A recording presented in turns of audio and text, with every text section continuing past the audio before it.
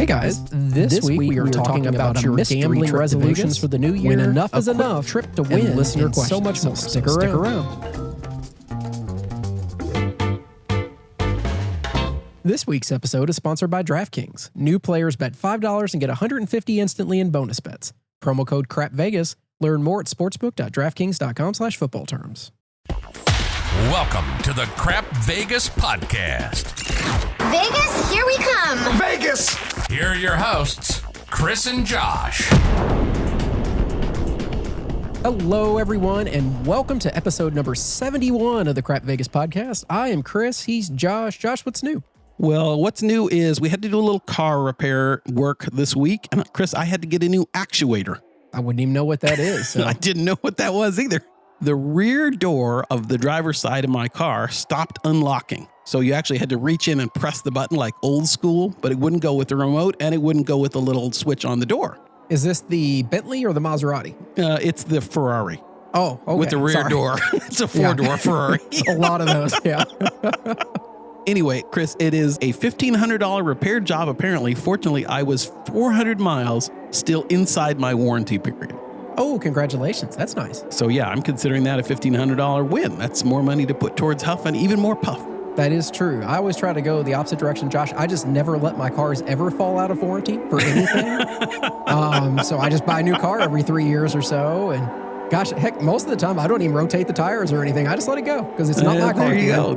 I like that.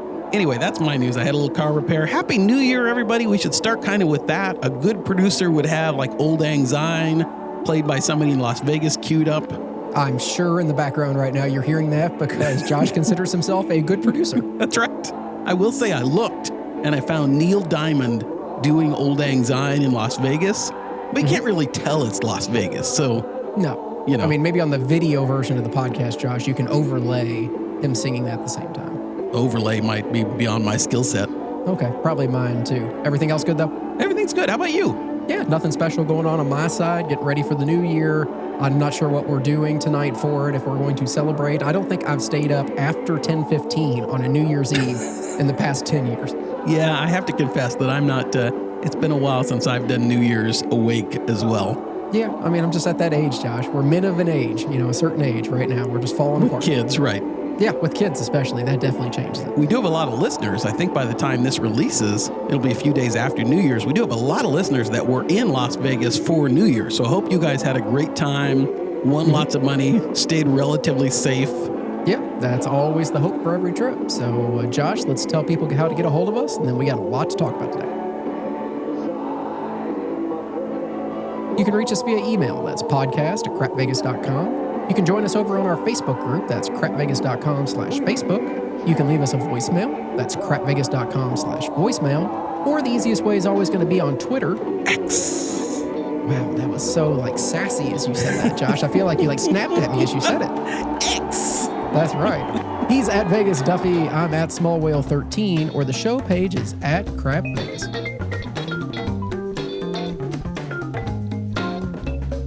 Previous episode feedback, we received an email from Daniel. Daniel said, I'm so glad you guys brought up the crapless crap strategy issue.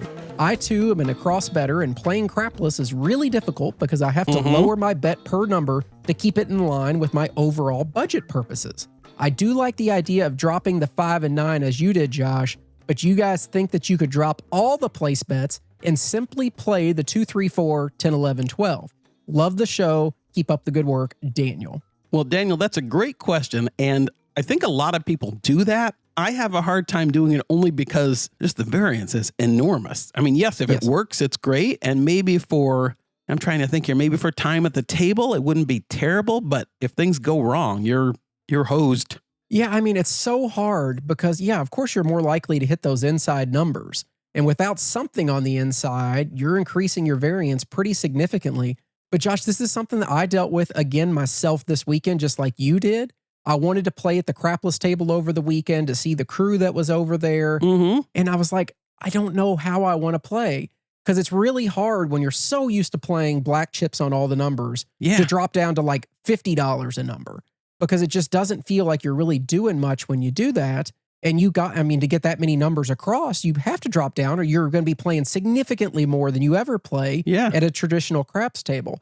I ended up going no 5 and 9 like you did.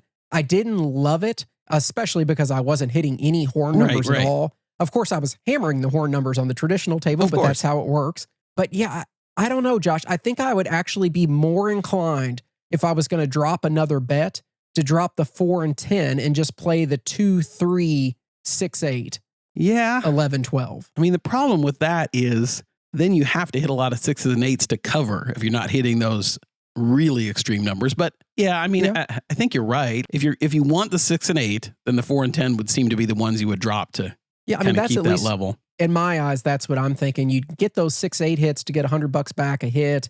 So that would be kind of nice. But yeah, it's hard. I understand it. Picking a strategy is tough. And I really didn't love the fact, Josh, like when a 5 or 9 was established as the point, at that point, I'm playing 840 across. Right. And as somebody that usually plays 600, I mean, that's a pretty big jump. So yeah, it's tough. I wish I could come up with something I like slightly better.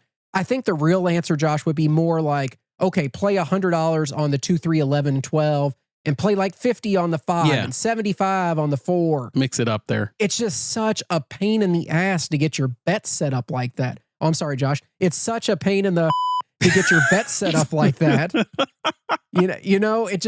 I don't want to be that player at the crapless table where it takes 5 minutes to get my bets up and then there's a stick change and I got to explain it again. Yeah. I just don't want to be that person. No, I know. I was thinking, I think, Chris, what you do is you just do a 4-point molly. A 4-point molly on a crapless table. 4-point molly on a crapless table. But then, Josh, I have to hit the numbers twice to get paid on them. We veered way too into craps talk for Crap Vegas. We're not about that. No, let's get back on track, Josh, with an email from John. John said, "Hey guys, I have really enjoyed hearing about all your experiences as higher level players at these top level casinos. When you are at that level player, do you find all the high limit setups to be pretty much the same? Or do you think there is a property or two that just do a better job embracing their higher limit players? I'm thinking about things like special gaming salons, drinks, food options, etc. Who do you think does it best for a player your level? Love the show and keep up the good work." John, that's a really good question. And thanks for writing us. I think that the easy answer is no, not all high limit rooms, salons are the same. And I mean, we've talked about, I think the high limit, particularly the high limit slot areas at the Caesars properties generally suck in Las Vegas. Not always, but lots of drinks in plastic cups, smaller areas, kind of less dedicated, refined spaces, that kind of thing. I think as you get to nicer properties, it starts to change. And I'm thinking of the high limit slot areas and table games areas at Aria. I'm thinking of that at Venetian Palazzo, particularly on the Palazzo side, really. I'm thinking of that at Wynn. They have nice dedicated spaces. So the nicer properties, you get a nicer high limit area. You're probably going to have higher low limits in those rooms. Not necessarily, but it might cost you a little more to play slots or play table games in those nicer high limit areas. There's a big difference. Oftentimes you get snacks, the drink service is better. What do you think, Chris? Yeah, I'm right there with you, Josh, but I think it really matters if we're talking about slots or tables. Yes. When we try to answer his question about who we think does it the best. So why don't we take it one part at a time? If you are a slot player that wants to play in high limit, what room do you think does it best, Josh? I'll tell you, I think the high limit slot room at, well, let's see, I was going to say Palazzo. So we're just talking slots. I think it's the high limit slot area at Venetian. That is probably my favorite. I like the space. There's kind of lots of room in there. They have that fantastic lounge area tucked behind with the cookies that Chris mentioned a couple episodes ago. Nice bathrooms. Fun bathrooms. When I say fun, they've got what's going on in there, Josh? They've got the seats that are heated and all the bidet stuff and, all that kind of stuff. That stuff scares the shit out of me. Oh, sorry. Scares the out of me. So I definitely don't want to use those. And they've got, I think I mentioned before, the slot attendants are terrific. The drink service is usually pretty good. That's probably my favorite high limit slot area. The one at Wynn I like. I haven't spent as much time there. It's a little smaller feeling to me. Doesn't have quite that same lounge area. Yeah, I mean, I hear you, Josh, but like when I think of small high limit slot rooms, like Palazzo's jumps right out at me as one of the smallest, and Venetian's is just it's just as small. It's got that little offshoot where it's got the ridiculously high level slots behind it. But I consider both of those relatively small rooms, and Wynn's got that open air high limit slot room that looks out onto the courtyard, and it's big. Wynn's and dead bright to me and now. airy. That is true. They may be dead to me too now. We got to talk about that later as well. But yeah, I mean, if I'm picking a high limit slot room for that sole purpose, I would say that Wynn's got the best setup, and they definitely have the best service. You do not wait more than 1 minute for them to come and pay you out on a hand pay if you have one. Drink service is extremely quick. Just a really good room if you're going to be playing a lot of slots. Now, I know one of our listeners, Marilyn, was talking about just this past weekend for her New Year's trip. She was doing a lot of gambling in the high limit slot area at Cosmo, and she was saying the drink service was pretty terrible there. That doesn't surprise me. I mean, it's an MGM property, Josh. I don't have high hopes for drink service. Not as bad as Venetian Palazzo, but I mean, it's usually pretty bad. Okay, so let's look at the other side of things, Josh. If you're a table games player at our level, who do you think does it best? Well, Chris, I'm thinking I haven't played in that many high limit table games areas. Okay. You might have a little more experience on the blackjack side, but I really like that high limit area at Palazzo. That's table games and video poker, and that bar there. They have the crapless table where the dealers are fantastic. They know us. The limits are high, but they're not out of control. Usually that crapless table is $50. I don't know for sure about the blackjack and so on, but I think it's probably kind of middle high. What do you think, 300 Chris? is what I've seen. Yeah, it's tough, Josh, because we are predominantly craps players when we're playing table games.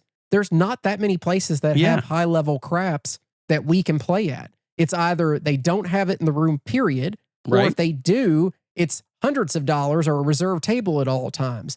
Palazzo is one of the few that has a high limit table available at a reasonable level.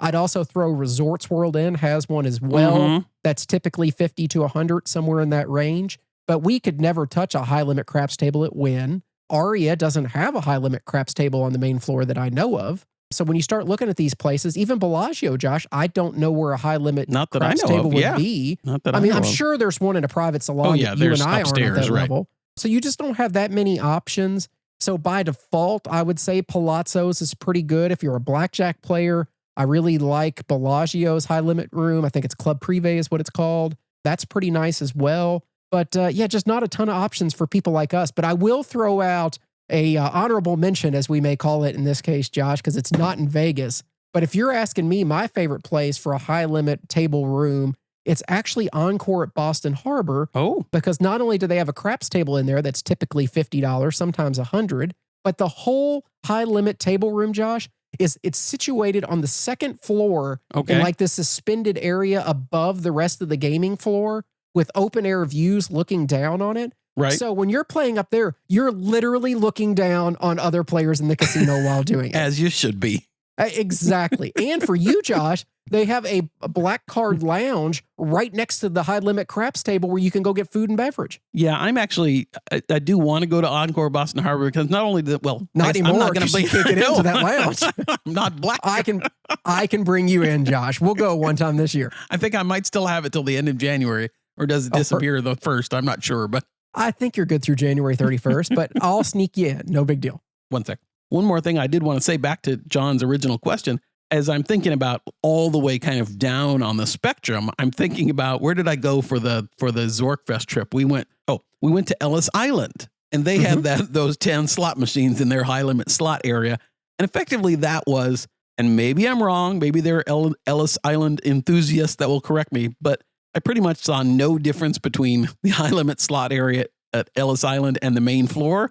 So I think you get that too. You might get a few machines that are higher limit, roped off or sectioned off, and then really no difference. So that's kind of the bottom of the extreme, not to pick on Ellis Island, and then all the way up to the Wynn and the Venetian Palazzo high limit areas and that kind of thing that are really nice, dedicated design spaces with usually great service and dedicated slot attendants and cookies and all those kind of things. Yeah, and at least for me, Josh, this past week, we'll talk about it during my trip here in just a minute, but when I was at Wynn this past week, I played a lot of high dollar slots, but I actually found myself doing it on the main floor more than in their high limit room, just because of options of slots available, different games I wanted to play. Sometimes the game I wanted to play was in the high limit room, but was too high level. Mhm. Like a base bet was $60 or $90 instead of what it would have been 20 or 30. Right. So I had to avoid those. There's such a big difference in service when you're in a high limit room versus on the main floor. I love Wynn. They have very good service,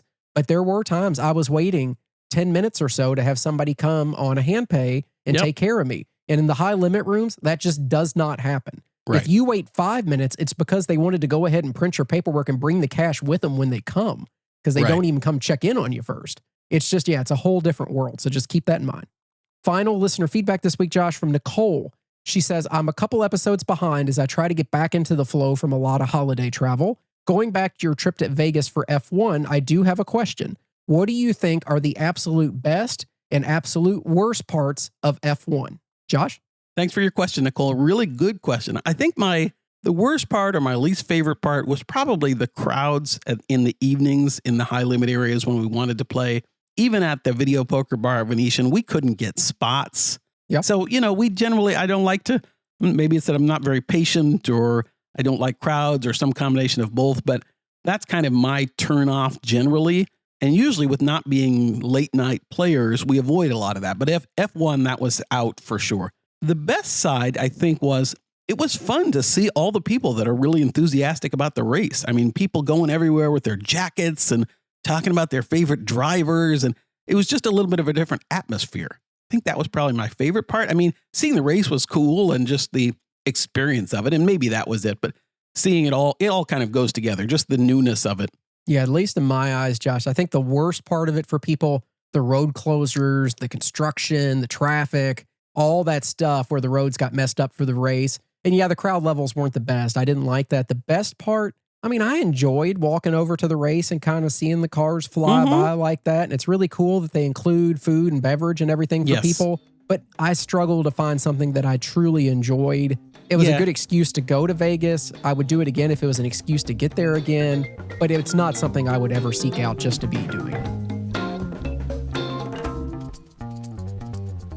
This week, we thought it would be fun to talk about our gambling resolutions for 2025. We put a call out on our socials to all our listeners to share some of their gambling resolutions for the new year. So Josh, why don't we talk about some of those responses and maybe a couple that we came up with ourselves? I think that's great. And as I think you'll hear when Chris goes through some of those, some of them were more tongue-in-cheek, and some of the resolutions that people thought about were, real things that maybe you want to change in 2025, your gambling or your Vegas trips, or things that you might want to do that you haven't done before. So some serious things like that. Yeah, absolutely. And I tried to group some of the results together that were more similar. Josh, so let's start it off with James. James says that he wants to take more trips with his friends. And Jeffrey said, to enjoy the time at the tables more with my friends, don't focus so much on the wins and losses. It's entertainment, right?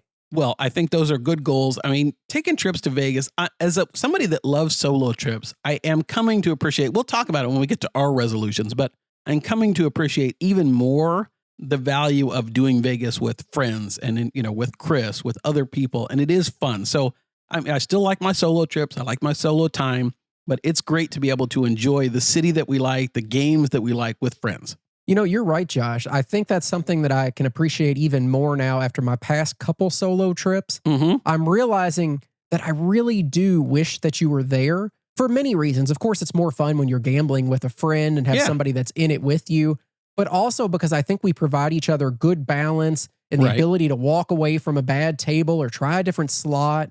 And I do find when I'm there by myself, I gamble a lot heavier than when you're with me because I just don't have as much to do. And I don't have that person next to me that's like, hey, let's try a different table. Or I can say that to you if you want to do it. I think we need each other there just to make the trip go better. And I enjoy these trips more when we are doing the nicer restaurants or going to a show or a football game or a hockey game or whatever it may be. And those are just things I'm not going to do by myself. So we'll talk about it during our resolutions. But at least one thing in my mind is I want to make sure this coming year I take less solo trips and more trips with somebody like you. Well, thank you. No, I was thinking that too. I said somebody like you, Josh. I didn't say you. Fair enough. Just to be clear. Fair enough. I was thinking, Chris, when I think about my last trip when I was by myself and I started playing those $60 a pull slot machines and going through, a lot of money, I wouldn't have done that if you were there. Exactly. I did the same thing, to be fair. Right. I think that's the same thing. If we're at a craps table and we buy in for whatever it is we buy in for, and we have a terrible session, we go through that first buy-in very quickly. I think we're more likely to take a step back if it's the two of us. Whereas if it's one of us, I think we're more likely maybe to say, I'm going to get another marker and try again. I agree with you 100%. And the nice thing is if one of us wants to take a step back, like if we did that in the crap scenario, if I said, you go ahead, Chris, I'm going to take this one off, I think that would also be a motivation for you to say, okay, I'll stop with you. Oh, yeah. I don't think there's ever been a point when we were playing together where one of us said, no, hey, I'm going to stop. You can keep going if you want to. Not at no point have either of us ever continued on other than maybe you playing a slot or something after we burn through something, but never on the tables. No, never on the tables. And I think even if I do it on a slots, it's like, Chris, I'm going to put another 500 in and then stop. And usually I'm pretty good about that. Yeah, I agree. Slightly different one, Josh. Adam B said he wants to become a dice influencer. I'll let you guess Adam, what the B stands for. I think that is a great goal for you, Adam.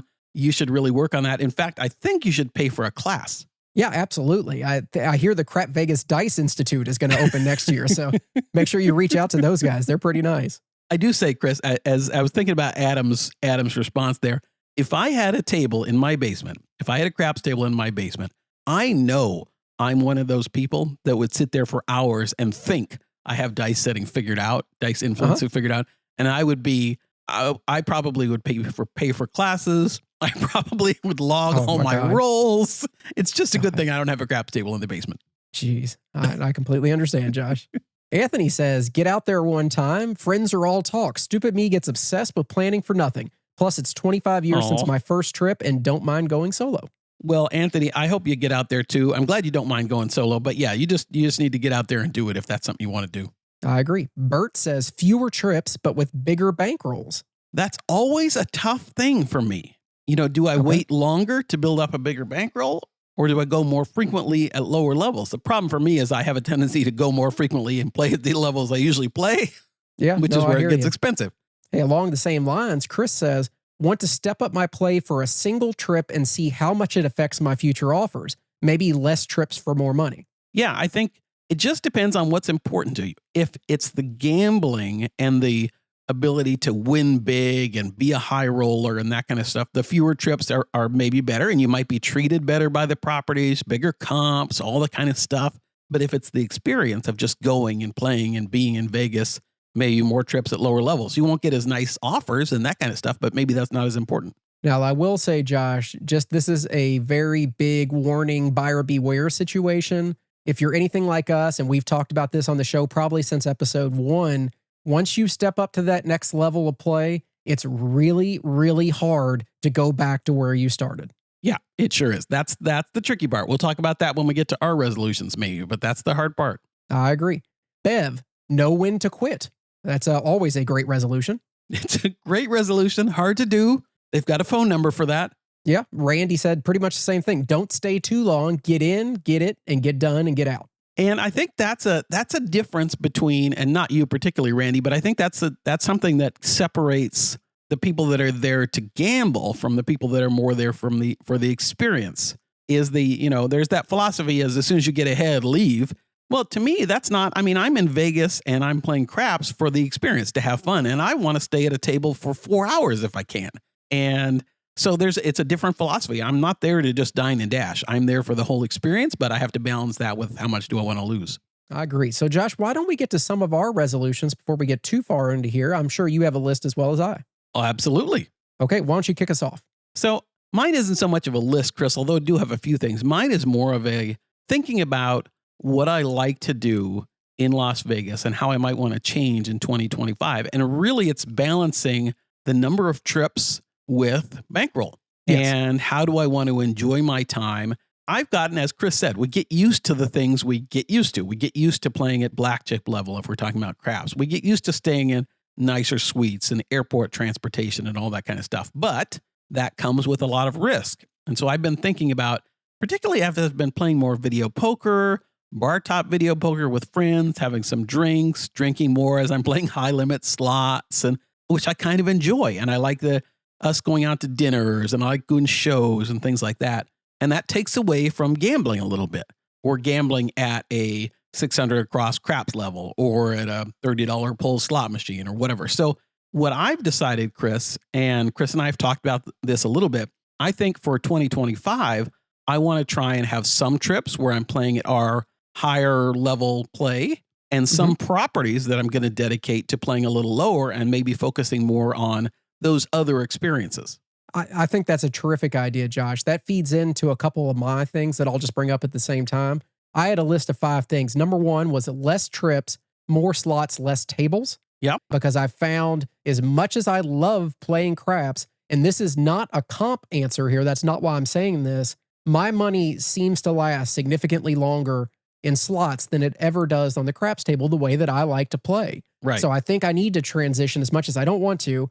I feel like I need to transition more of my play to slots than tables, but that would also take a new mindset, Josh, where I know when's a good time to stop at a slot machine, what's my breaking point. Because I know at a craps table, if I buy in for $1,000 and I get to $300, I'll stop, and maybe try a different table. Right. If I buy in for $1,000 on a slot machine, the odds of me stopping at 300 are effectively 0. Yes. It's really just, did I double it or did I lose it Did all you go sort broke, of thing? right. Because I never stop. So maybe that's a new mindset I'd have to come up with, but that's something I said I want to do. And I think along the same lines of what you just said, my goal for 2025 is to consolidate down to 2 properties. So like for this year, I earned Win Black status, MGM Platinum status, Venetian Diamond status. I also have like Boyd, whatever Onyx status that they offer. I have more status than I know what to do with. And it's too hard trying to balance all these properties and giving them all my play. So my goal is, Josh, and I think this is along the lines of what you said, I really want to pick just one high-end property that we're going to do that stuff at. And then I'd like to pick a much lower end property where we go on trips where the sole focus is more like see some fun shows, have some cool meals, play a little bit here and there, and not worry about, if they won't give us show tickets, who cares? We'll buy them. It's not a big deal. That show ticket's far cheaper than what it costs to get it for free. Absolutely. And I was thinking about our friend Boring Jack, who is a great, not boring person at all, often has some really wise insights, I find, into some of these things. And he did his Cheapskate Vegas podcast with Adam Bauer.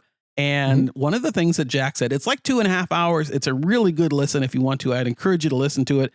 Adam only puts out podcasts like once every 3 years. So it's worth a listen. It's 2.5 hours long? Exactly. He doesn't cut anything. It's all there, which is great. Yeah. One of the things Jack said is and I don't remember how exactly he said it, but he believes in paying for his own comps and buying his own comps. Sure. And I like that idea a lot. And it kind of dovetails what you said.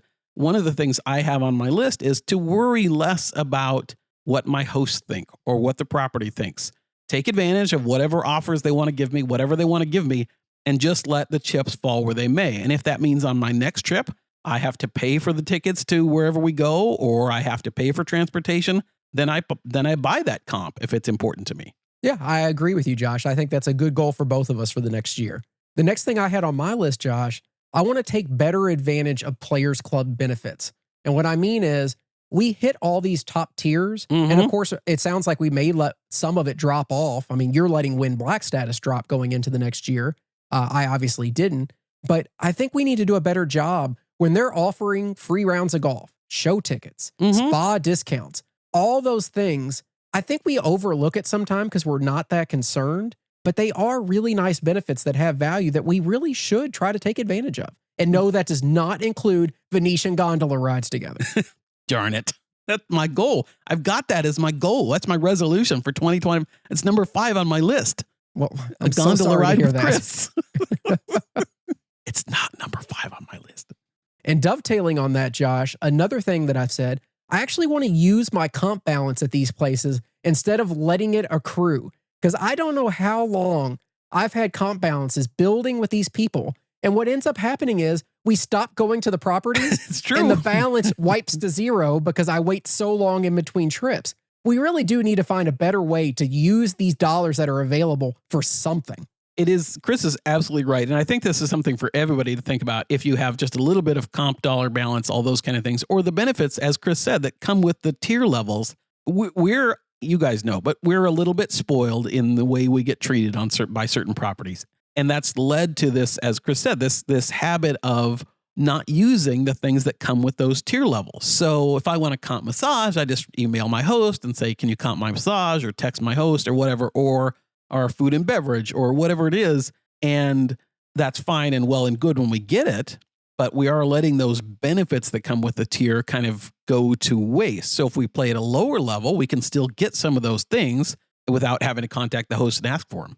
Yeah. I mean, Josh, there's things like dining credits that we never, ever even ask them for because there's no reason to. Our host is going to take care of it, so we don't think about it.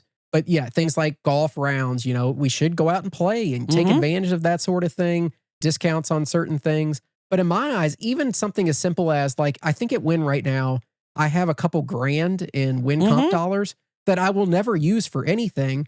Just go on like shopwin.com and order like a set of ridiculously nice sheets for my bed for $1,500. Are they worth that? Hell no, they're not worth that.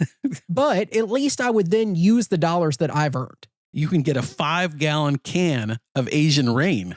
You can. They sell the candles, they sell the bed sheets, the robes, slippers. Even if you're just going to give it to somebody as like a nice gift for a birthday or Christmas or something, I really want to take advantage of it. And Josh, I'll go a step further. Like, my local place is a Boyd property.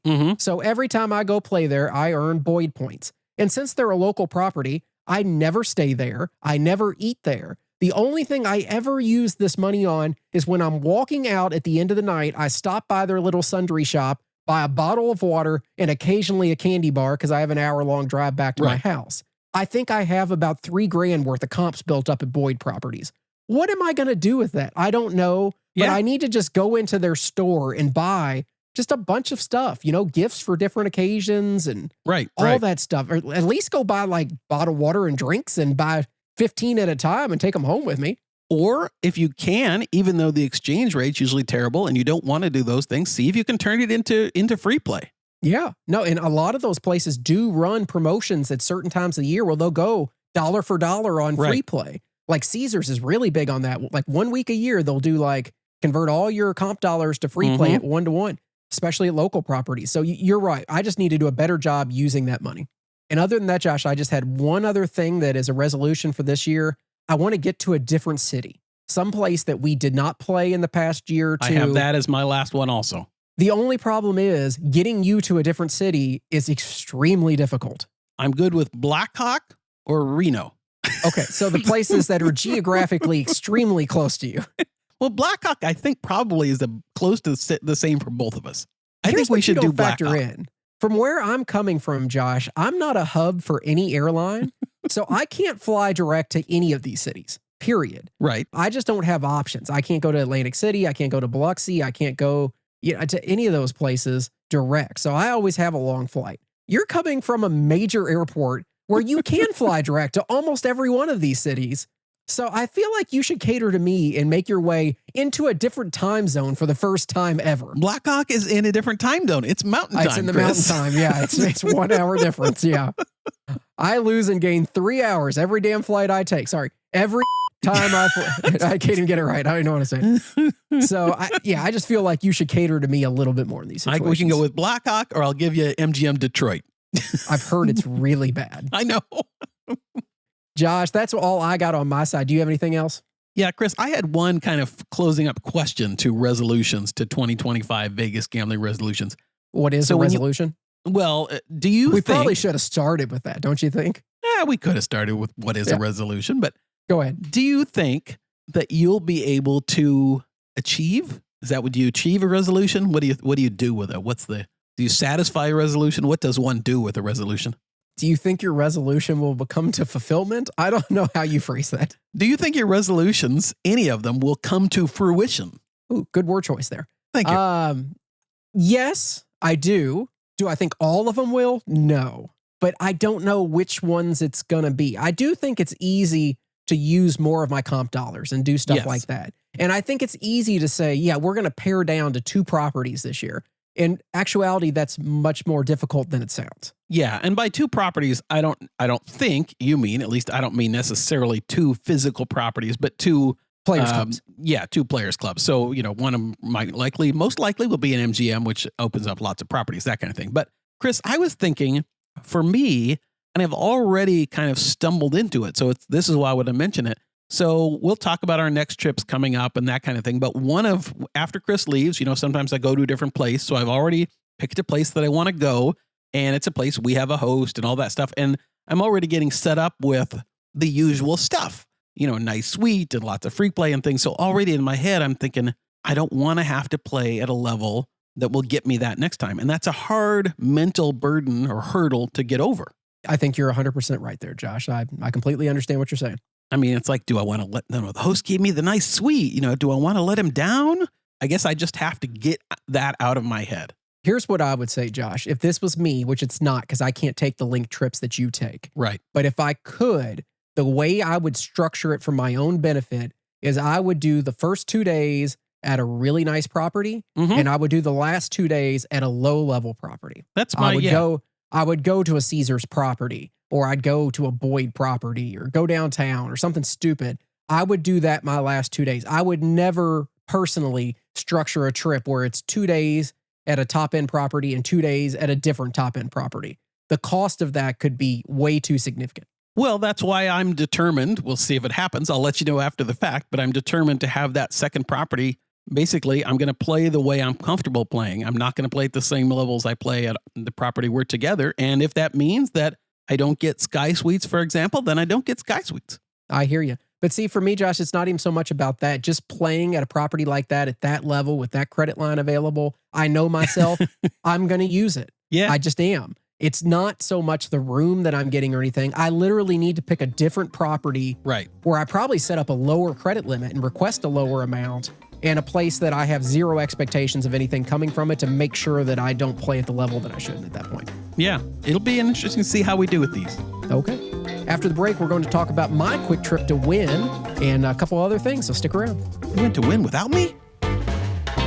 If there is one thing I'm doing a heck of a lot more in 2024 than I ever did in the past, it's sports betting. And I tell you what, once it became legal in Kentucky, I tried every sporting app, bet, whatever you want to call it, that was available. But at the end of the day, Josh, I kept coming back to DraftKings. Their app is extremely easy to use. Deposits are instant. Withdrawals in my account the next day. It's just awesome. Even better, and what I use a lot, it feels like every day they give me a random free bet on something or huge odd boost on something. Whatever it may be, there's just always some sort of benefit to using their app. It is by far the best place to bet. And not only that, I've been using DraftKings a ton to help with my fading crap Vegas picks over on Patreon. Oh, interesting. I didn't know that.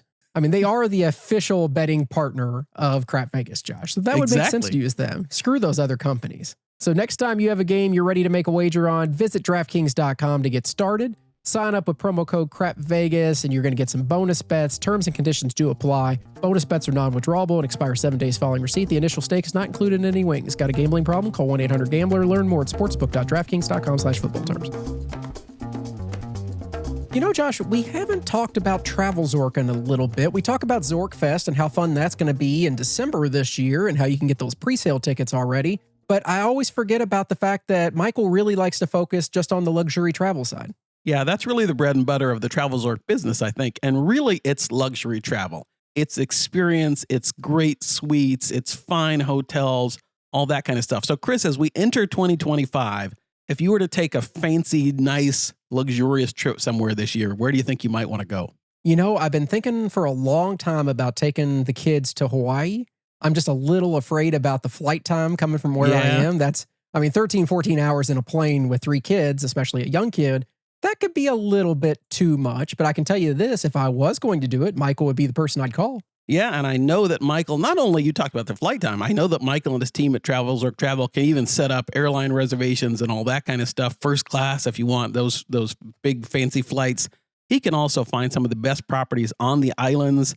I know I've talked to him about the Four Seasons in Maui before. I know he's booked some people there, fantastic properties. For me, I mentioned it on our last ad, I think we're talking about doing a kind of a luxury train trip in British Columbia and Canada, the Rocky Mountain Express kind of thing. And if we do it, we'll definitely book it through Michael and his team at Travel Zork Travel. They are fantastic. Chris and I have both used them. Really great at making the experience wonderful, but also comfortable, and you feel reassured that you have help if you need it. Yeah, I agree 100%. I enjoyed my last trip that he took care of. It had a lot of personal touches you just wouldn't get if you weren't going through a travel agent. So thank you to Michael for that. And if you guys want to try Michael on your next trip, head on over to travelzork.com. That's travelzork.com. And I'll see y'all at Zorkfest. So Josh, I just got back from Vegas this past weekend, saw a couple listeners out there, did a lot of fun things. I thought it'd be fun just to rehash what happened over those couple days, but nothing too great. And this was a winning trip, right? W-Y-N-N-I-N-G. Yes, a W-Y-N-N-I-N-G trip. Yes, I was at Wynn. Did I win money? Hell no. Did you have fun? Not as much as I thought I would have. Well, darn it.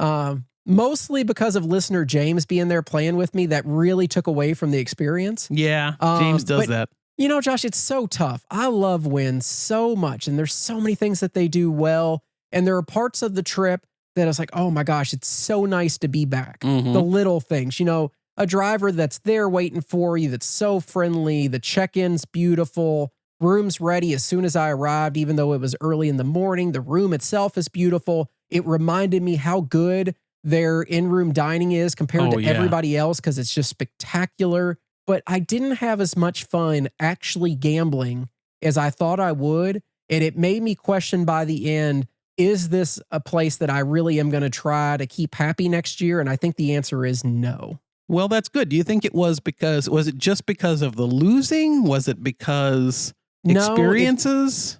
It wasn't because of the losing, because we sure as hell had plenty of losing trips at other properties I didn't walk away feeling that way. I don't think anything's really changed there. There's some things that have morphed over time. Like I used to always love the people at the Tower Suites bar. Right. They're gone. Oh, yeah. All of them Sabrina's are gone that I can tell. Sebastian, yeah. Sebastian was gone. Sabrina was gone. So there's, you know, I didn't start off my day with that normal happiness and person asking me how it's going and they know my name and everything. They lost that touch. So I didn't like that. Obviously, the relationship with our host there, it never was good, but it's sure as hell not good now. It's getting worse. And I started thinking to myself as I was there and playing, it's like, why am I turning down thousands of dollars of benefits at other properties that I could have got by going there when it comes to free play and promotions and stuff? Mm-hmm. Why am I turning that down to play here? And the answer is usually the people. Right. That's usually what it comes down to is the dealers. And don't get me wrong, Josh, the dealers were terrific. But like a lot of the dealers that I'd come to love over the time, I don't know if they've left, if they're just not there the days that I've been there. Right. But a lot of the people that I was kind of looking forward to see weren't there. So I kind of hated that.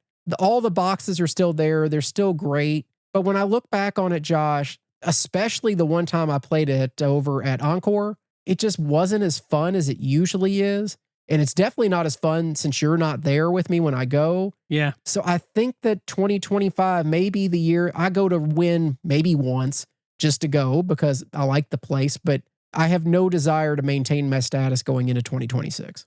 Yeah, I understand. And I didn't play at Wynn all of last year. And Wynn might become for me one of those places. I still love the property. I love Rick and Jay and all the crapless dealers and so many of the boxes that we know, just great people there. But honestly, Chris and I don't want to put words in your mouth, but we don't get much as far as like free play or that kind of thing from Wynn. We do get offers for promotional chips if we go on certain weekends, but our offers are not usually heavy free play and things like that. So we're not maximizing. We talk about our resolutions to use those benefits that we get.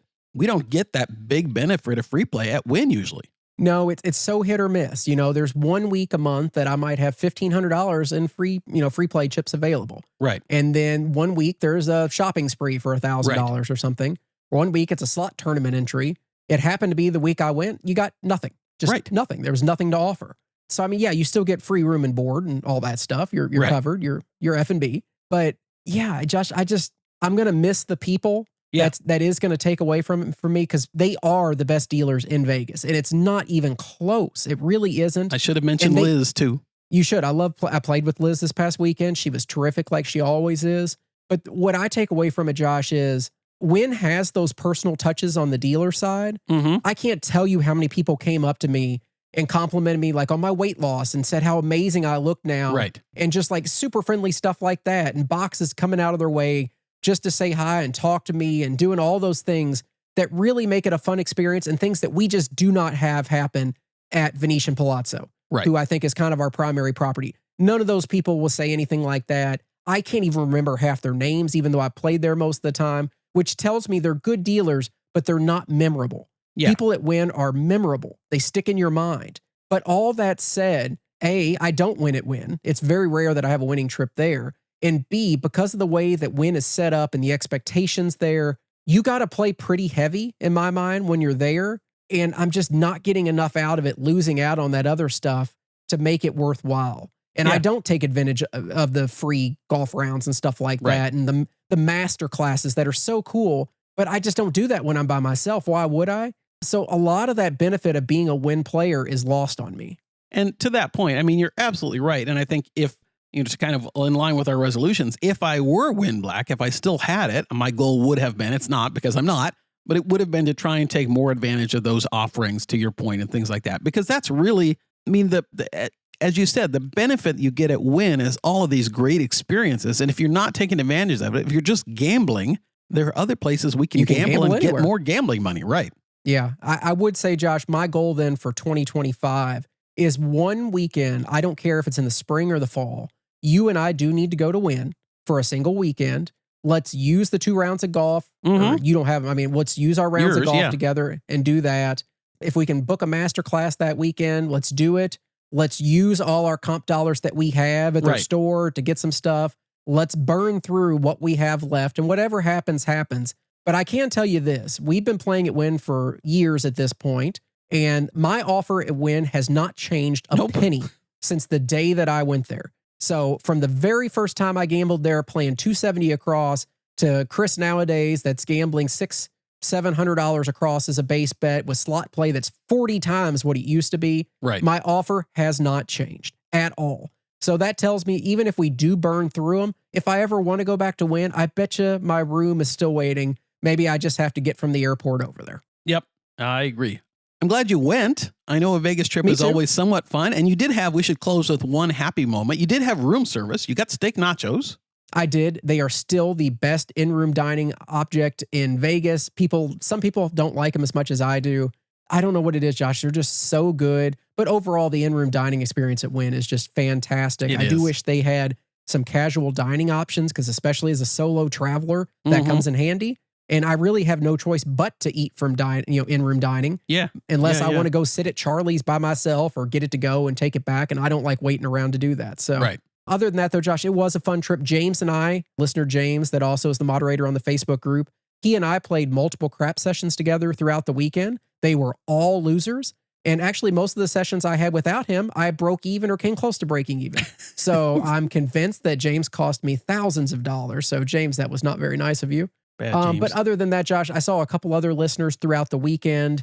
Big shout out to listener Christian, Josh, who stopped me right after I got off the elevator heading down to the floor. I guess he recognized me from the very few appearances I make visually on the internet. Oh, you weren't talking to yourself on the elevator? That's I not was what did not it. excuse me, Crap Vegas Chris coming through. Excuse me. No, I didn't do anything like that. So really nice to meet you, Christian. Thank you for following us. We really do appreciate it. Also played with a couple other listeners, Michael and Jeffrey throughout the weekend. I know listener Jim messaged me over the weekend, wanted to play together. We couldn't coordinate, so I'm sorry about that. Hopefully you had some good luck as well. Yeah, a lot going on over the weekend, Josh. A lot of people. Everybody is always tremendous. I like meeting all of you guys. You guys are all terrific, and we appreciate you coming out and hanging with us for a minute when you do. But unfortunately, Josh, I think it's my second to last Wynn trip for a while. Oh, I know it's kind of sad, isn't it? Listener Jay and Rick, all the dealers over at Wynn, they're hearing that and they're like, "Gosh, they're so sad now." we're waiting for you guys to transfer over to Palazzo. Yeah, absolutely. If they would, that'd be tremendous. I It would would be really amazing. appreciate that. I'll put a good word in for you if you'd like me That's to. right. We recommend you. Yeah, exactly. You need a letter of reference? Okay, Josh, I think that wraps it up for my trip. I don't have anything else to say, so let's get into a couple listener questions before we go. Question from listener Lee. For a 48-hour trip, how many times your base average bet do you set as your bankroll? Assuming you play 4 to 6 hours a day, coming from the world of poker, bankroll management when determining what stakes to play at and when to move up is super important. But I don't have a frame of reference for craps, which of course is a negative EV game and much more volatile. So Josh, if you're going to play 4 to 6 hours a day, and let's say your average bet is $100, what do you think is a good bankroll for a day? Well, if my average bet were $100, so kind of the backing up, first of all, thanks so much for the question. Backing up to kind of the start, I would say, and we've talked a little bit about this in the past, my kind of rule of thumb for a session is to have at least 10 times my average bet available to me. Sometimes I don't have that in front of me. Sometimes that's through a line of credit, whatever it is. But I want to at least have that available for a session. So if you extrapolate that out further, if I have a $100 average bet and I want to play for 4 to 6 hours, I want to make sure I have kind of $5,000, $6,000, $7,000 available to me for that day, for those 4 to 6 hours. That's a little higher than what I was going to say. Okay. But I definitely see your mindset on that. My kind of base response was somewhere between like 20 to 25 times the base bet for a day. So if it's a $100 player, I think at a minimum, I'm not saying this is ideal, Josh. Yeah. I'm just saying at a minimum, if you're going to do this and say your bet's $100, I think you need to have at least $2,000, $2,500 to make that kind of bet level work. And that extrapolates down. If you're a $10 player, you just take a $10 pass line, that's all you do, and you want to play for a long time, then yeah, $200, $250 probably be fine. I think that seems low to me, but somewhere in that range. You definitely need to have multiple $1,000s. Yeah, I mean, it's just craps is a tough game, and you guys know what we play, so there's a lot of money in play when we're doing this, but we always hope it works out for the best, but it never does. Thanks, Lee. Final question this week, Josh. Sienna sent us a message. Hey, Chris and Josh. My husband and I are new listeners and love the show. We are slowly working our way back to the beginning, but are curious if you guys ever went more in depth into the topic of casino hosts. I'm not sure how to get one or what to expect, but I know our play level has increased recently and we feel like we should have one. Any help is appreciated. Well, thanks, Sienna. I would say we're going to kind of point you back to episode 5 of the show. If you haven't gotten there yet, we really went in depth into casino hosts, and that's still pretty accurate, I would say. Nothing has really changed. And then there's some information on the website, crapvegas.com. There's an article I think Chris wrote about casino hosts. And of course, we have our host rating on crapvegas.com also. I wouldn't say much else has changed. I would say the thing for you to think about is how you want to find your host. You know, your options are they'll reach out to you. You can go to the host desk at property, or you can just cold call or cold email hosts that you find. So some different ways you can go there. Let them know how you play, what your average bets are, what games you play, and ask them what they're willing to give you. Yeah, absolutely. I think that's a good start. Check out that article on the website if you want to. Yeah, I wrote that a year or two ago. It will have graphics and thoughts and all sorts of fun things about, how they can help. It's a graphic article is what you're saying? Probably. I don't remember. It's been a while since I wrote it. That was back, Josh, when we tried much harder than we try now. Oh, yeah, that's right. Oh, my. Okay, Patreon, Josh. That's patreon.com/crapvegas. What do we have new over there? Of course, we got a couple things. We've always got our FCV, our Fading Crap Vegas little sports show. Chris went 5-0 last week. Exactly. I was going to say, you are killing it. Our lock of the week, where Chris and I have one of the games. We both picked the same side, and we picked that as our lock of the week, and that's doing really well. You're supposed to fade me, so if you're fading me, you're also doing really well. So you can't help but win money if you listen to the Fading Crap Vegas show on Patreon. Yep, and don't forget over there, we also have our Best of Part 2 that just came out. We sure our did. Our year-end awards. We've had 2 episodes of the 3 come out already. Those are always a ton of fun. A lot of interesting results this year, Josh, since we put it out to the public. I really enjoyed doing that. Yeah, it's a lot of fun. Part 3 of our Best of Vegas will be dropping next week. So we encourage all of you that aren't patrons to join us over there. We put a lot of work into it. It's a great way to support us. Even if you don't want to listen, it's a great way to support the show, and we appreciate it very much. So a big thank you to our new patrons over the past 2 weeks. That's David B., Tyler T., Marshall R. with an annual subscription. Thank you, Marshall. Thanks, Marshall. And Derek G., a KCS member. Oh, thanks for joining us as a KCS patron. Derek, somebody else that has to see our ugly mugs every week, Josh. Exactly. And we can also finally announce the winners of our Patreon NFL Survivor contest. It only took, 16 weeks of the NFL, I think, to get to this point, Josh. But congrats to Nick, who came in first place, $250. Donnie K came in second, $150. And Jason came in third, wins a CV hoodie. And Jason, I'm still waiting on you to reach out to me so I can send you your hoodie. So please do that. Please do. Congratulations. Upcoming trips, Josh, do we have anything planned in the next 4 to 6 weeks that you know of? We have an end of January, beginning of February trip, Chris, and I think we have settled on Venetian Palazzo as our together time. And then I am going to try something new for my alone time. Ooh, wow, that's a teaser, Josh. That was really interesting.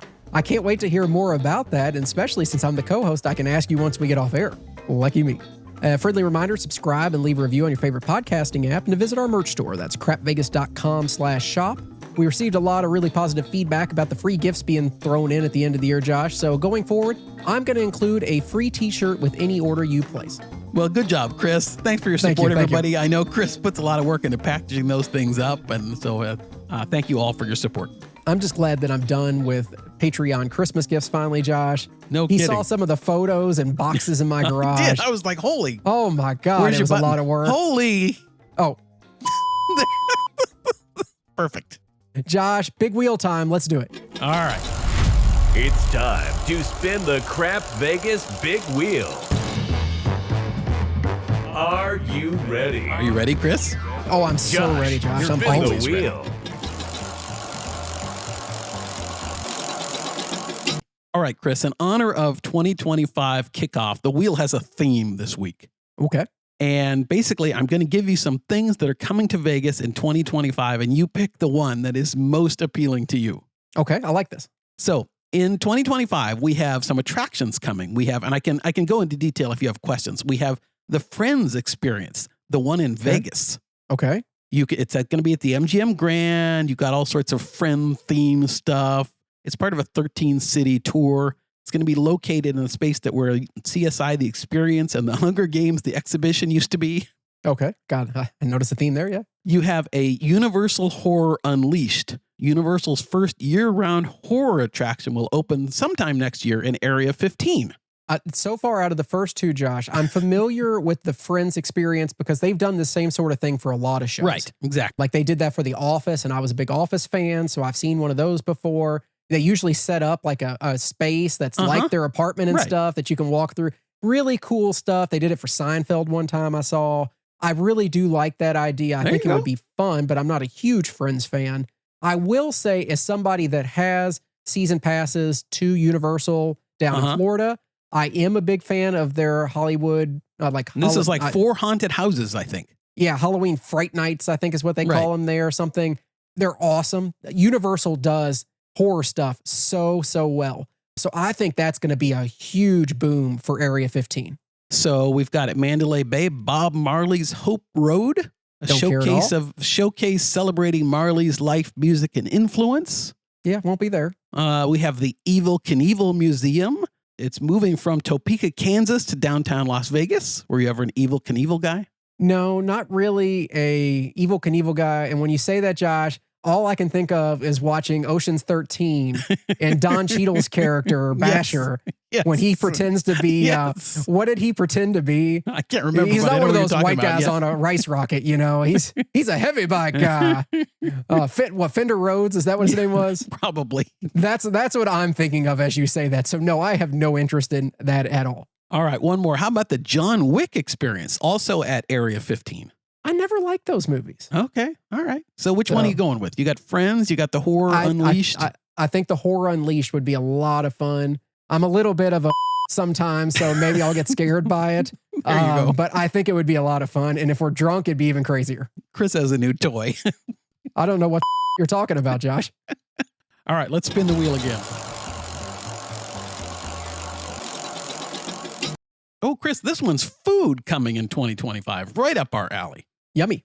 Something we've already mentioned, Bazaar Meats is moving from Sahara to the Venetian Palazzo Tower. I can't wait to try that. I've heard nothing but amazing things about Bazaar Meat, but I never wanted to actually go to Sahara to go there. So yeah, it'll be fun. Also, we have the new food hall, the Via Via. Is that how you say it? Probably. Via Via Food Hall opening at Venetian, where the old food hall was. It's going to have a sandwich shop. It's going to have a chorizo palace. It's going to have a Nashville hot chicken, Howlin' Ray's Nashville hot chicken joint. It's going to have Chef Ivan Orkin, whatever that means. A ramen shop. Oh, it's a ramen shop. A pizza place. a New Orleans turkey and something. I don't know. And the New Orleans Eateries turkey and the Wolf and Molly Rise and Shine. I don't even know what that means.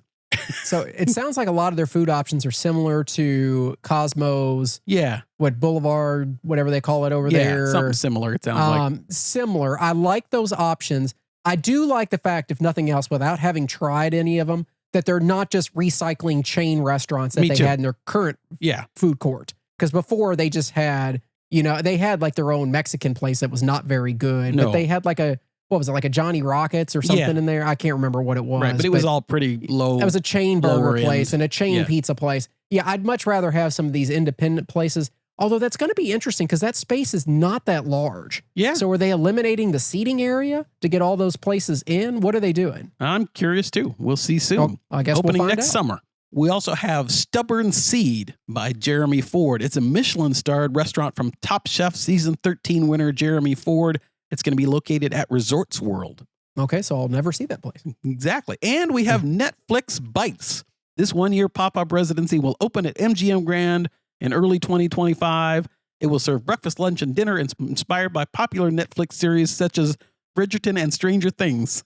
As stupid as that sounds, I'm actually really excited to try it. I'm not going to lie. There we go. All right. I mean, that's going to get me over at MGM Grand, and that's pretty amazing. There we go. Let's spin the wheel one more time. Okay.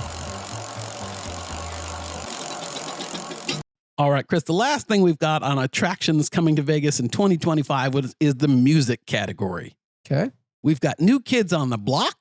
Does that excite you? It's starting June 20th at Dolby Live. No, that doesn't really excite me. I'll tell you what, I did see Backstreet Boys when they were at Planet Hollywood. There you go. And it actually wasn't bad at all, but I never was big on New Kids on the Block. They were before my time.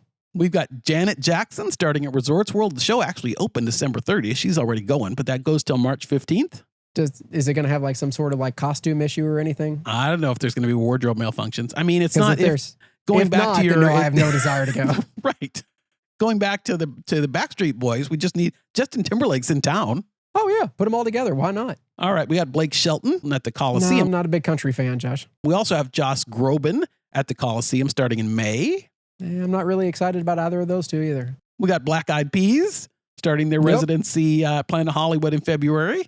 I mean, I wouldn't hate seeing Fergie, but at the same time, I don't want to hear her sing. All right, the last thing is not actually music, but I threw it into the music category. It's WrestleMania 41. The first time WrestleMania is going to be in Vegas since 1993. That's April 19th through 20th. Man, I used to be a huge WWF fan. I mean, when it was in its prime in the 90s, early 2000s, when you had all the big stars. Yeah. I mean, I was a big fan. Nowadays, I don't like the product. I don't find it fun at all. So no, I wouldn't want to go to that. You know, the only thing talking about this topic, Josh, that I would like to see, and I'm surprised we haven't seen it recently. I really do think that Vegas needs a Broadway show. Yes. I mean, they you mean talked like a long running. Yes. I mean, they talked a long time about like Hamilton coming to Vegas and staying there for a while. Right. I understand that to make these shows work, you need to cram it down into an hour and a half. Right. And that's tough because a lot of these shows are 2:15, 2:30 and have an intermission. You can't do that in Vegas. It's got to be 90 minutes, no intermission. That's the only way it works. Right. But I'd be really interested to see if there is a show that they could make work out there. Like if they could take Book of Mormon and condense that down to 90 minutes, I think it would absolutely kill it. All right, Chris, that's it for the wheel today. Let's get out of here. Let's get out of here, Josh. Anything else you want to talk about before we leave? No, I'm taking odds, the over-under on midnight for me. I'm taking the under. Yeah, I'm definitely taking the under. I will offer that bet to anybody that wants to take it. Just shoot me a Venmo. You're not going to get this in time, but you can do it after the fact, and I'll pay you if you won. Hope you had a great new year, everybody. Looking forward to 2025. Thanks for your support, as always. We appreciate it. We'll talk to you guys soon. Bye-bye. Vegas, here we come. Thanks for listening to the Crap Vegas podcast. Have you ever been to Vegas? Check out all our recent news and our Vegas trip calendar by visiting crapvegas.com. See you in Vegas. Test. Oh, jeez. That's scary. Hello. Hey, I'm here. Hey, I'm back. I don't know what. Oh, God damn it. Test. Hey, I'm back. Okay. All right. Don't press any more buttons, Chris. Now I know during the show, if at any point I'm about to say, like, you are a piece of shit, I can just hit the button. See, if I want to call Chris a piece of shit. Oh, wait, no, I don't have a button. Hey, I do. I took care of it. I knew where it was did it going, late, Josh. though. I'm on top of this. See, this is way too much fun. We got Janice Jackson starting her residency at Resorts World. Janice Jackson or Janet Jackson? Did I say Janice? I don't know who she is. So. It's the other sister. Nobody knows Try about that. her. How about Black Eyes Peas? 3008 residency at Planet Hollywood launches February 15th. Black Eyes Peas. That was a lot of fun. It was. We did so many good things. Yes, we did. Yeah, that's right. You'll have cool buttons like I have. Computer, how many entries are there for Darmok? 47.